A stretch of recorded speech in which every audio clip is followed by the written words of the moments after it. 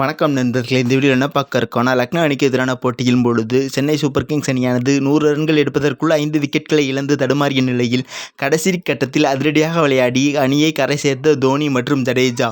வெறும் 9 பந்துகளை மட்டுமே எதிர்கொண்ட தோனி 28 ரன்களை குவித்தார். இதன் மூலம் சென்னை அணியானது வலுவான இலக்கை லக்னோ அணிக்கு இலக்காக நிர்ணயித்தது. சென்னை மற்றும் லக்னோ அணிகள் மோதிய போட்டியில் டாஸ் வென்ற லக்னோ அணியானது முதலில் பந்து வீச முடிவு செய்தது. இதையடுத்து சென்னை அணியானது முதலில் பேட்டிங் செய்ய களமிறங்கியது. சென்னை அணிக்கு தொடக்கமே அதிர்ச்சியாக இருந்தது. ரச்சின் ரவீந்திரா தொடக்க வீரராக களமிறங்கி டக் அவுட் ஆகி வெளியேறினார். இருப்பினும் மறுபுறம் துவக்க வீரராக களமிறங்கிய ரஹானே நிதானமாக விளையாடினார். ஆனால் எதிர்பார்ப்புடன் வந்த கேப்டன் ருத்ராஜ் கெய்க்வாட் தடுமாற்றமாக விளையாடி 17 ரன்கள் மட்டுமே எடுத்து ஆட்டமிழந்தார். மறுபுறம் சிறப்பாக விளையாடிய ரஹானே 36 ரன்னில் குர்னால் பாண்டியா பந்துவீச்சில் ஆட்டமிழந்தார். ஆனால் அடுத்து வந்த நம்பிக்கை நட்சத்திரமான சிவம் துபேவும் வழக்கத்திற்கு மாறாக தடுமாற்றத்துடன் விளையாடினார். வெறும் 8 பந்துகளை எதிர்கொண்ட அவர் 3 ரன்னில் ஆட்டமிழந்து அவுட் ஆகி வெளியேறினார். அடுத்த கட்டமாக இம்பாக்ட் வீரராக வந்த சமீர் ரிஸ்வியும் அதிரடியாக விளையாடாமல் சோபிக்க தவறி 5 பந்துகளை எதிர்கொண்டு 1 ரன்னில் ஆட்டமிழந்து வெளியேறினார். இதனால் சென்னை அணியானது மிகவும் இக்கட்டான நிலையில் இருந்தது. ஒரு கட்டத்தில் 90 ரன்களுக்கு 5 விக்கெட் என்ற தடுமாற்றமான நிலையில் சென்னை அணியானது 150 ரன்களை தொடுமா என்ற கவலை சென்னை ரசிகர்கள் மத்தியில் இருந்தது.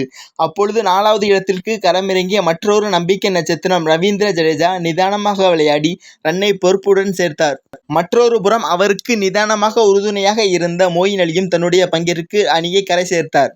ரவீந்திர ஜடேஜா தன் பங்கிற்கு அரை சதம் அடிக்க, மொயின் அலியும் தன்னுடைய பங்கிற்கு ரவி பிஷ்னாய் ஓவரில் ஹாட்ரிக் சிக்சர்களை பறக்கவிட்டு ரசிகர்களை குஷிப்படுத்தினர். அடுத்ததாக வந்த ஜாம்பவான் MS தோனி தன்னுடைய 2வது பந்தில் பவுண்டரி அடித்தார். 3வது பந்தில் விக்கெட் கீப்பரின் தலைக்கு மேலே ஒரு சிக்சர் பறக்கவிட்டு ரசிகர்களை மகிழ்ச்சியில் ஆழ்த்தினார். கடைசியாக மும்பை அணிக்கு எதிராக விளையாடியது போன்று இந்த போட்டியிலும் அதிரடியாக விளையாடினார். கடைசி கட்டத்தில் 3 பந்துகளில் 101 மீட்டருக்கு சிக்சர் அடித்தார்.